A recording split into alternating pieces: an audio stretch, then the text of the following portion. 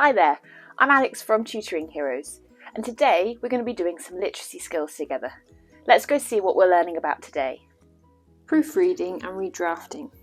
These are not the most favourite of things in an English lesson or when you're writing any sort of work, but they are so vital to creating beautiful masterpieces. Our checklist today is going to be to consider your audience and the purpose of your writing. We're going to be checking for spellings, including the use of apostrophes. We'll look at sentence length, checking the punctuation, considering how long your paragraphs are, and really thinking, is this the best work I can produce?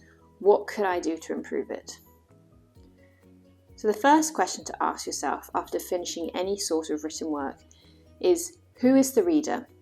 Have I engaged them? And have I included details that are not relevant?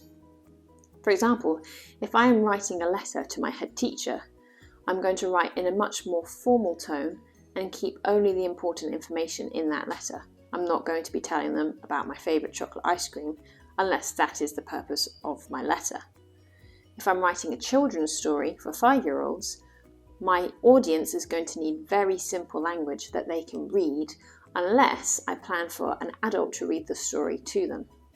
This will change the words you include, the length of your sentences, and the length of the whole piece of writing, just thinking about who is going to read this.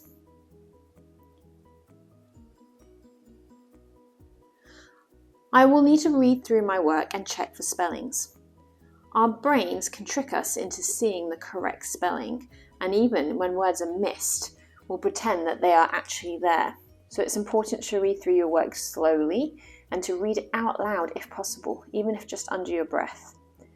Use a dictionary to help you with any words that you weren't really sure on how to spell. Your first draft is fine to just guess, but go back to those words and look them up in a dictionary. You might find you learn how to write it the correct way and you won't need a dictionary next time.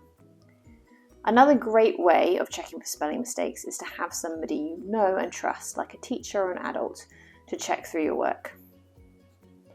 Sentence length isn't often spoken about, but you need to see, is there the same sort of sentence length throughout all your work? Using short sentences could actually build tension if you have a dramatic scene in a story, and using longer sentences can add more detail. So have a look through and see if you can shorten or lengthen any sentences if it's all pretty much the same. Check for punctuation. So the first thing to look for is your capital letters and full stops. Then you need to break up large sentences using commas. You can use connectives as well, but commas will break up long lists. Read your work out loud to check the punctuation is in the right place. Normally, when you take a little breath, there should be a comma.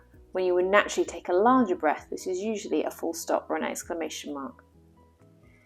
Check your use of speech marks. All of the capital letters and punctuation should be inside the 2 speech marks. If you're unsure, have a look at our speech marks lesson. And check your use of apostrophes. Some apostrophes go within the word when they're contracting 2 words, like it is becomes it's. Sometimes there are no apostrophes when somebody owns something if there's a group of them. But if it's just one person, like Tom, Tom's pencil case will have an apostrophe between Tom and the S. Consider your paragraph length. If your paragraphs are too long, see if you can make them a bit shorter. If all your paragraphs are very short, have you really included all the information that you need? And finally, is it the best it really can be? Our first efforts are not really always the best. Can you add some description?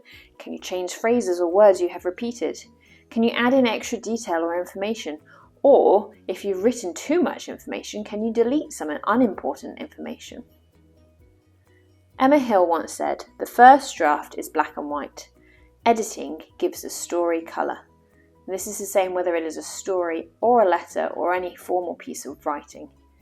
So, I hope you have fun proofreading and redrafting your work to make it the very best it possibly can be.